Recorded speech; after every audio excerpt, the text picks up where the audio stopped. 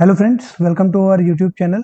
दोस्तों, आज के इस वीडियो में हम लोग मॉडर्न इंडियन हिस्ट्री के कंप्लीट सिलेबस को PYQs के माध्यम से सॉल्व करेंगे। प्रीवियस ईयर क्वेश्चंस हम देखेंगे बेसिकली यूपीएससी और यूपीपीएससी के। ठीक है, पूरे सिलेबस को टॉपिक वाइज हम कवर करने वाले हैं। आज हम पहला टॉपिक स्टार्ट कर रहे हैं जिसको हम बोलते हैं एडवेंट ऑफ यूरोपियन कंपनीज। तो एडवेंट ऑफ यूरोपियन कंपनीज में जो आपकी यूरोपीय कंपनियां थी वो किस क्रम में आई, किसने कौन सी फैक्ट्री कहां पर लगाई, ये सारी बात हम डिस्कस करेंगे, लेकिन पीवाईक्यूज या प्रीवियस ईयर क्वेश्चंस को उठा करके। ठीक है, तो आज का सेशन स्टार्ट करते हैं। फ्रेंड्स, पहला क्वेश्चन है कि in which year Vasco da Gama arrived at Calicut. Vasco da Gama Calicut कब पहुंचा? ठीक है, तो वास्को डिगामा पुर्तगाल का रहने वाला था। ठीक, पुर्तगाल से वो भारत आया था। पुर्तगाल से भारत आने में उसका गाइड किसने किया, उसकी मदद किसने की? तो इनका नाम था अब्दुल माजिद। अब्दुल माजिद क्या थे? तो ये आप कह सकते हैं गुजराती गाइड थे, गुजराती गाइड। ठीक है, अब्दुल माजिद। उसके बाद फ्रेंड्स कलिकट पहुंचा वास्को डिगामा कब? तो एग्जैक्ट डेट है आपकी 20 मई 1498। 20 मई 1498 को यह कलिकट पहुंचा था। बी ऑप्शन इसका बिल्कुल करेक्ट हो जाएगा। इसमें कुछ और क्वेश्चन बनते हैं, जैसे वास्को डिगामा जब यहां से वापस गया, 20 मई 1498 को भारत आया, यहां से जब वो वापस गया तो उसने जो ट्रेड किया वो किस चीज का ट्रेड था? Black pepper. यहां से वो ब्लैक पेपर ले गया। ठीक है, जिसके कारण उसको ट्रेड में 60 गुना का प्रॉफिट हुआ। 60 टाइम्स उसने प्रॉफिट किया। तो ये चीज जो थी, ये जो दूसरे पुर्तगाली मर्चेंट्स थे उनको ये लुक्रेटिव लगी, अट्रैक्टिव लगी, तो यहां पर भारत में आना जाना स्टार्ट हो गया पुर्तगालियों का। ठीक है, बेसिकली पुर्तगालियों ने जो अपने इंपॉर्टेंट सेंटर लगाए थे, ठीक है, ट्रेड सेंटर जो था पुर्तगालियों का भारत में, वो था आपका कलिकट। इसके बाद आप कह लीजिए गोवा, दमन दीव और हुगली। ठीक है, तो ये मेन सेंटर थे पुर्तगालियों के भारत के अंतर्गत। जब ये भारत पहुंचा था 20 मई 1498 में वास्को डिगामा, तो इसका स्वागत किसने किया? तो कलिकट के रूलर ने। कलिकट के रूलर का नाम क्या था? तो जमोरिन। ठीक है, जमोरिन ने स्वागत किया। जमोरिन उस वक्त का रूलर था। ये जो कलिकट है, ये आज हम इसको किस नाम से जानते हैं? तो ये है आपका कोझिकोड।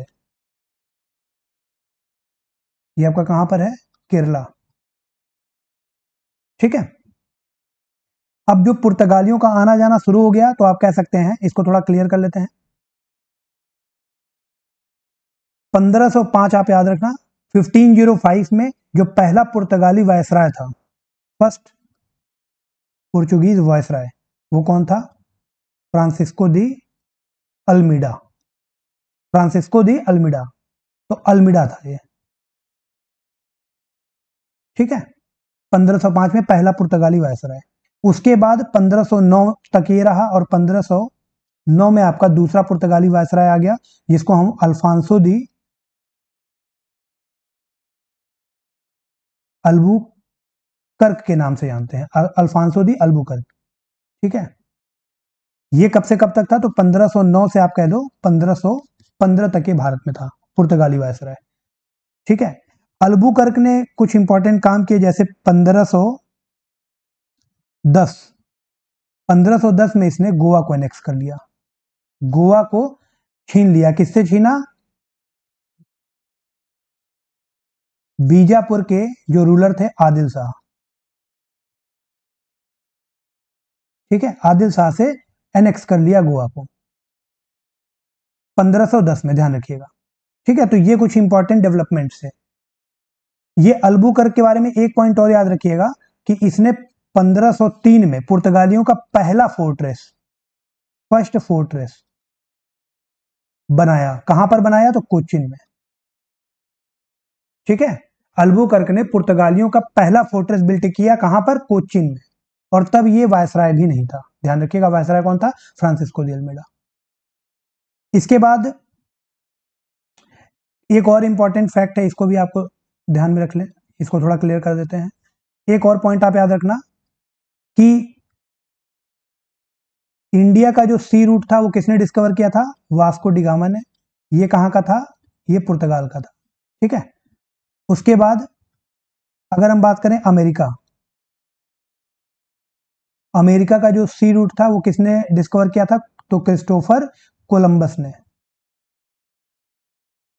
और ये कहाँ का रहने वाला था? तो ये था स्पेन का। ठीक है, ये स्पेन का रहने वाला था। उसके बाद अब ऑस्ट्रेलिया की बात करते हैं। ऑस्ट्रेलिया को किसने डिस्कवर किया था? तो इनका नाम था कैप्टन कुक। Captain cook. और ये कहाँ का था? ये था ब्रिटेन का। ठीक है। और उसके बाद फाइनल एक है, आपको याद रखना होगा, तस्मानिया। ये कहां पर है? तो आप देखेंगे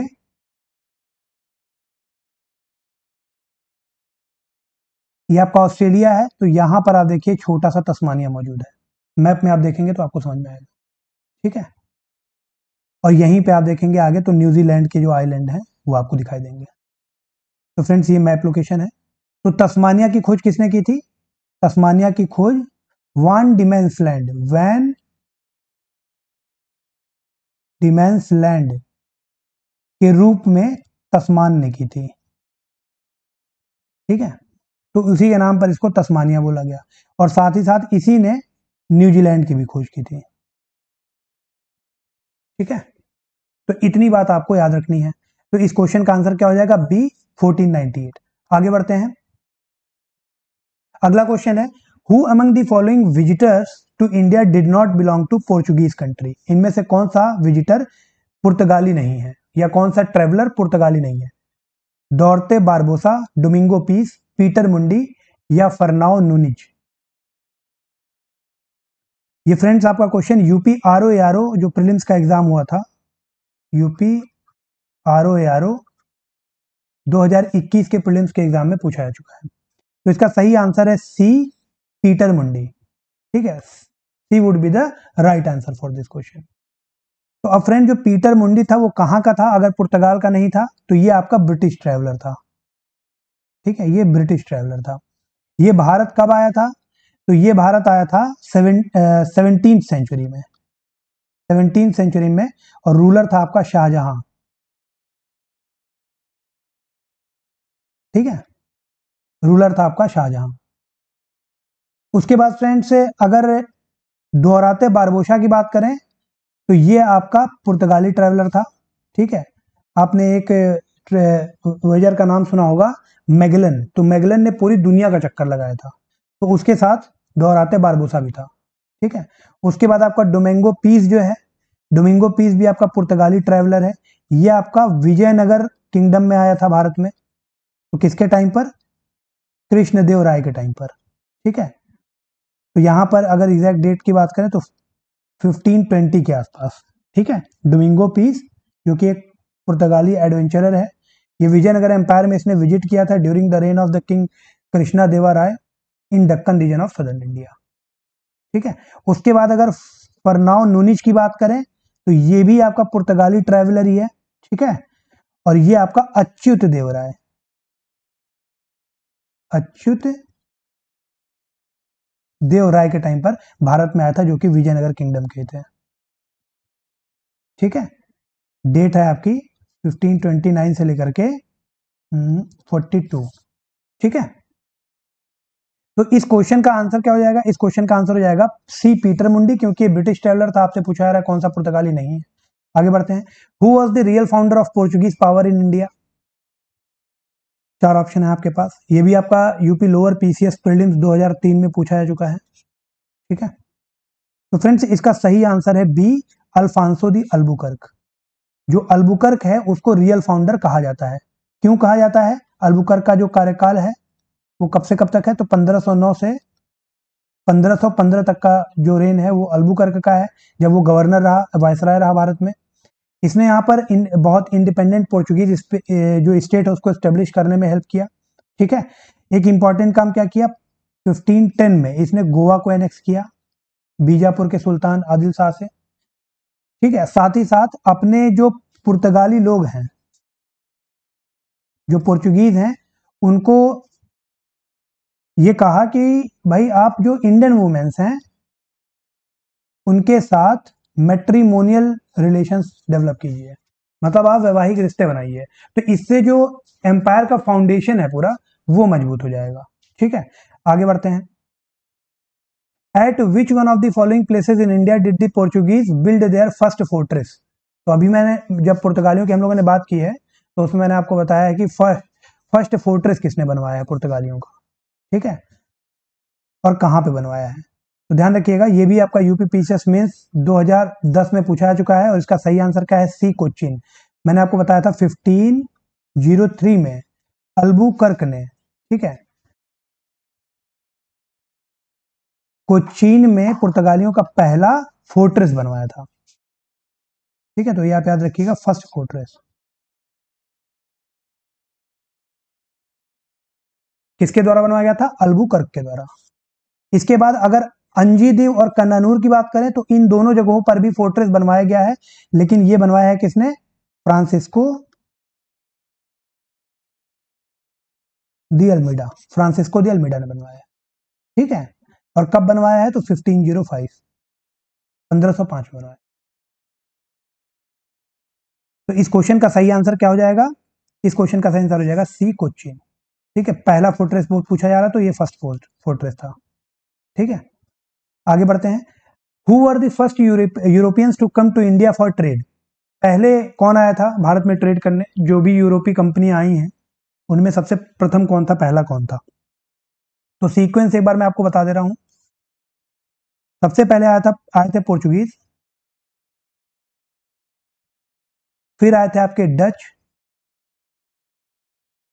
फिर ब्रिटिश,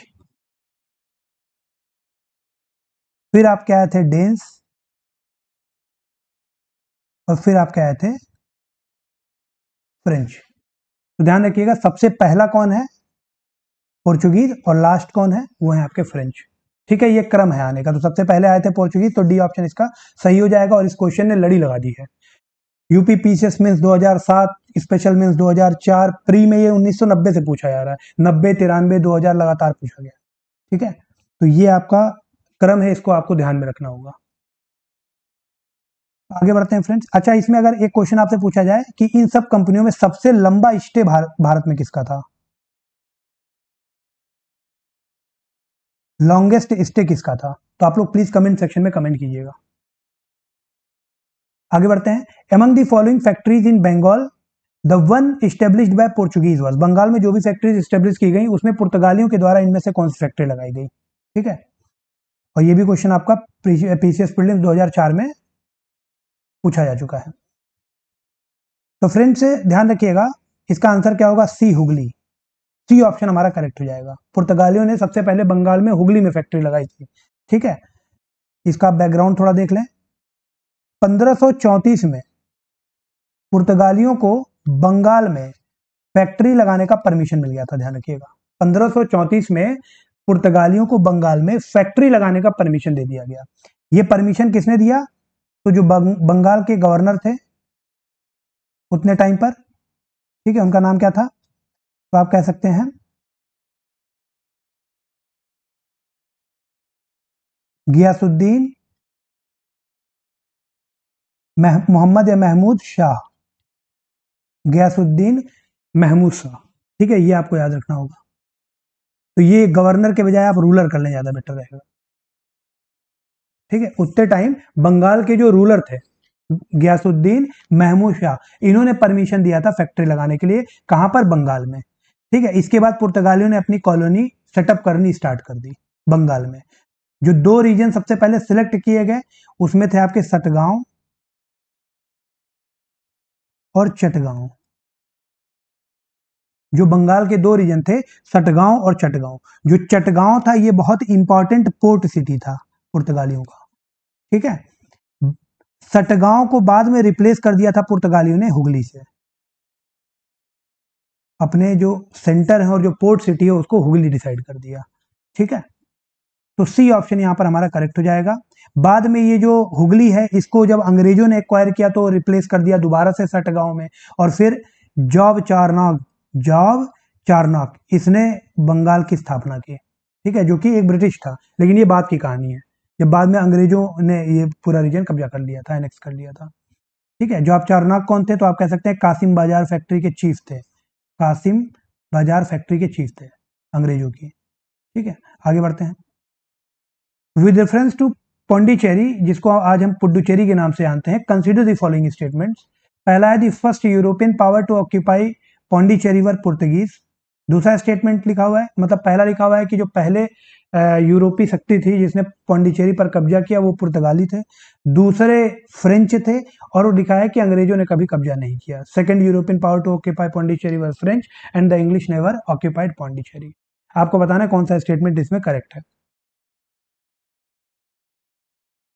तो फ्रेंड्स ये क्वेश्चन भी आपका यूपी पीसीएस मेंस 2006 में पहले पूछा जा चुका है। ठीक है, तो इसका सही आंसर हो जाएगा A1 ओनली।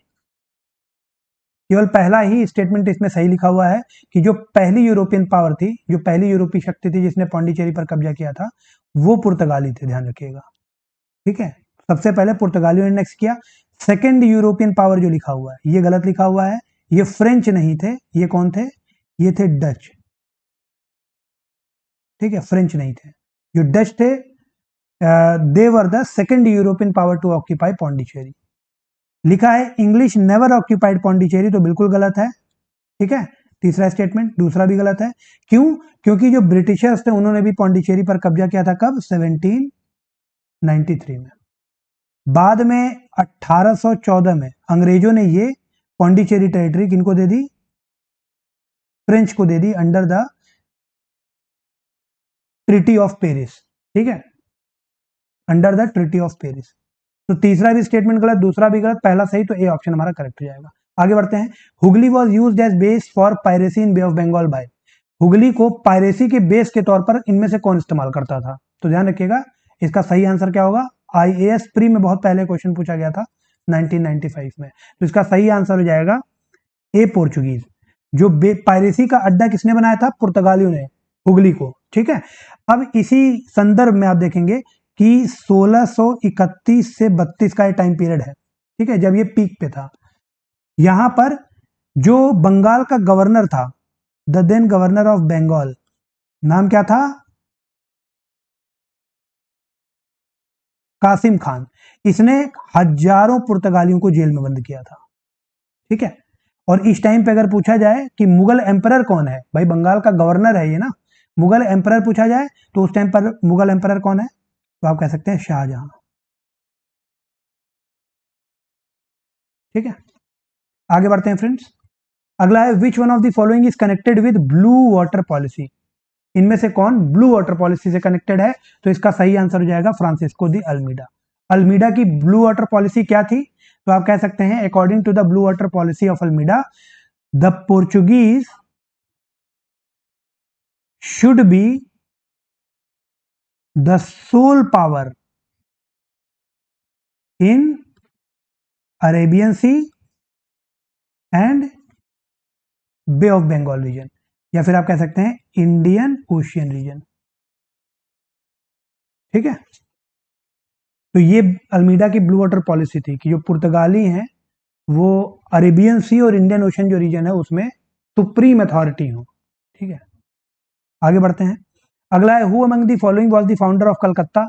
तो अभी इसकी मैंने कहानी आपको बताई है पहले कि कलकत्ता को किसने फाउंड किया था, तो आप कह सकते हैं कासिम बाजार फैक्ट्री का जो चीफ है उसका नाम, कासिम बाजार फैक्ट्री का चीफ है उसका नाम क्या है? जॉब चारनॉक।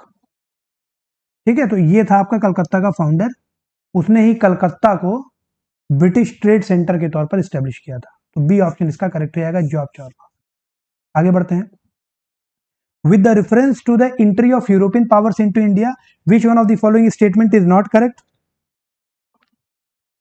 पूछा जा रहा है कि जो यूरोपीय कंपनियां या यूरोपीय शक्तियां भारत में आई हैं उनके संदर्भ में इनमें से इनकरेक्ट कौन सा है, नॉट करेक्ट।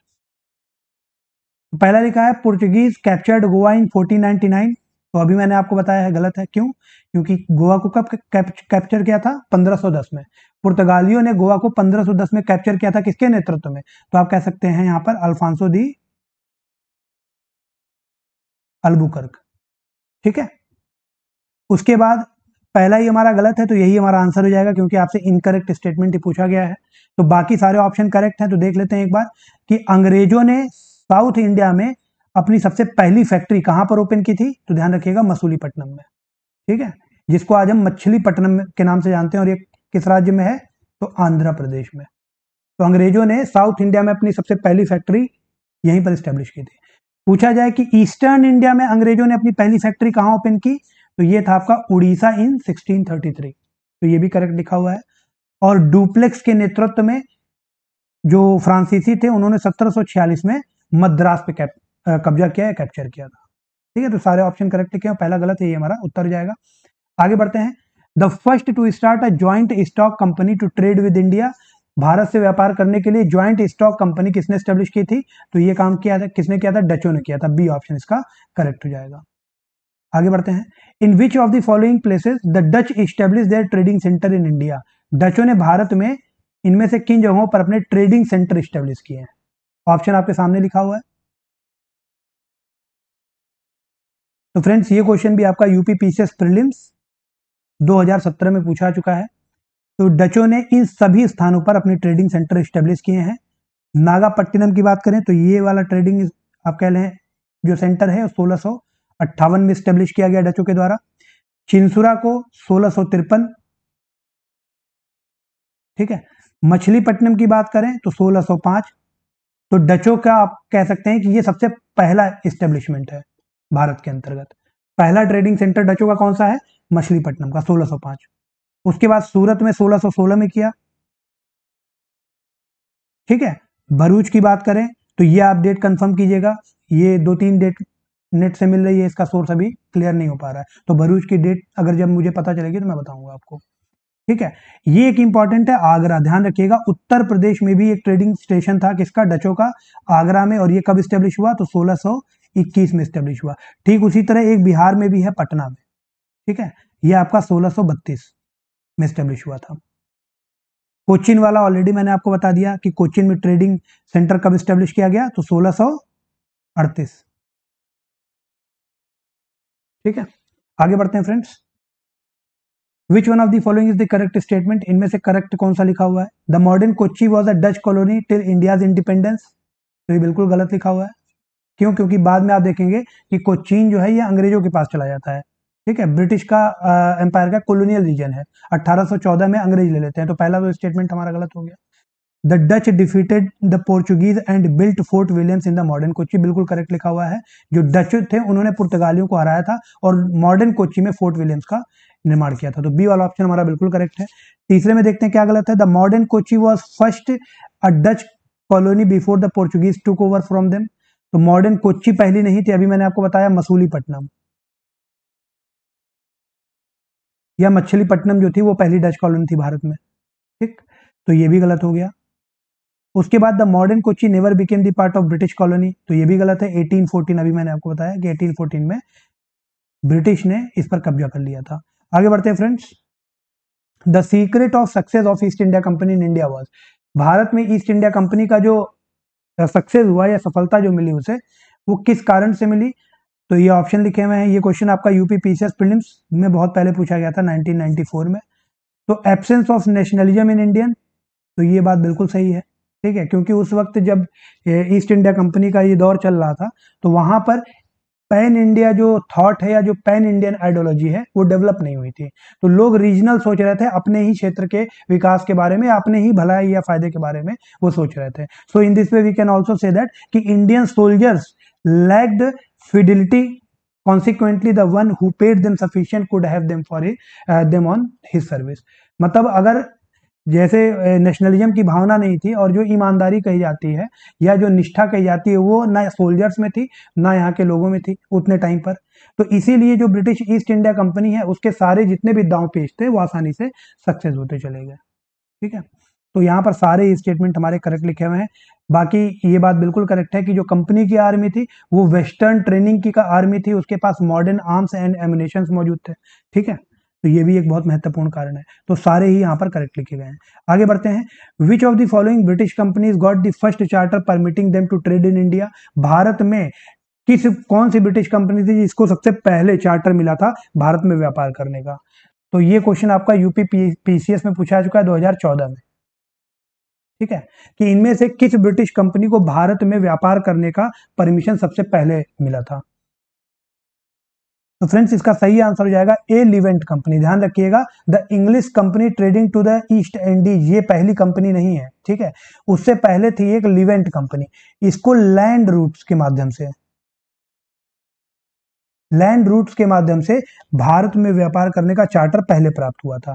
ठीक है, बाद में इसको सी रूट में भी एक्सटेंड कर दिया गया और तब इसमें एक और नई कंपनी मर्ज हो गई, जो बाद में इसका नाम क्या हो गया? United company of merchants of England. United company of merchant of England trading to the East Indies, जिसको शॉर्ट में क्या कहा गया? East India Company. ठीक है, आगे बढ़ते हैं। Which one of the following was the emperor of India when British East India Company was found in London? जब British East India Company London में बनी थी, ठीक है, तो उतने टाइम पर भारत में एम्परर कौन था, शासक कौन था?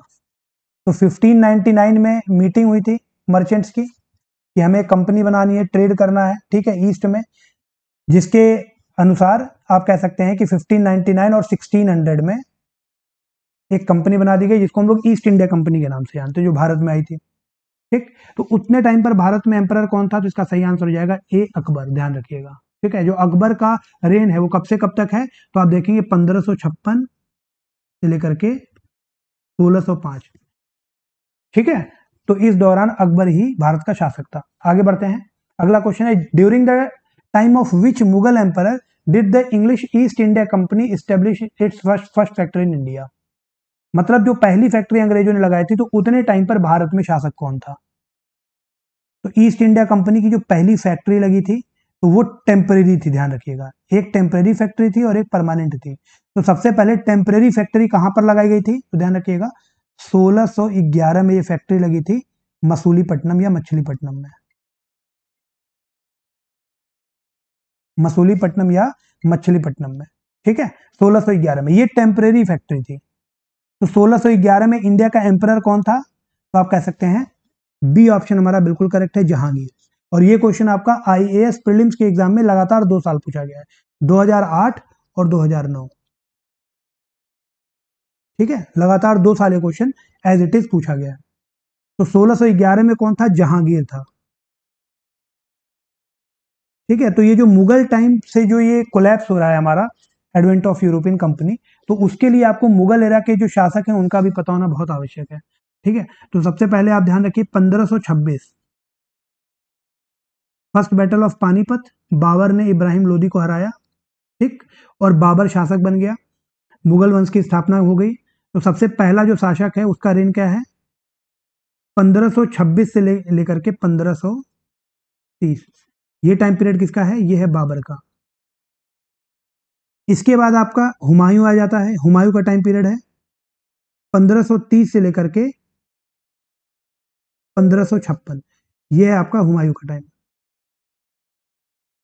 ठीक है, इसमें बीच में सूरी डायनेस्टी भी स्टेब्लिश हो जाती है थोड़े समय के लिए। उसका टाइम पीरियड क्या है? तो आप कह सकते हैं 1540 से 55। 1540 से 55। ठीक है, उसके बाद हुमायूं के बाद अकबर आता है 1556 से लेकर के 1605। ये आपका टाइम पीरियड किसका है?